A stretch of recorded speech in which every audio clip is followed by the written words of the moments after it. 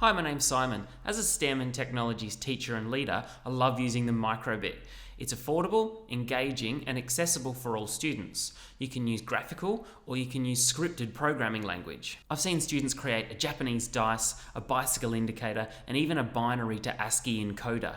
The best thing about the Microbit is its expandability. I've been using the Grove Inventor Kit, which consists of a range of physical environment sensing modules. The kit includes modules which allow you to measure distance, air temperature, moisture, and even gesture recognition. With these, students can start tinkering in areas such as smart homes, smart farms, IoT, and robotics. Because the modules are plug and play, not only are they easy to use, but they're easy to reuse. The Grove ecosystem consists of over 300 modules which can be used in most open source platforms, such as the Microbit, Arduino, and Raspberry Pi. You can get started with the standard Grove Inventor Kit or the Pakronics custom kit made for teachers. I look forward to seeing some of your students' creations.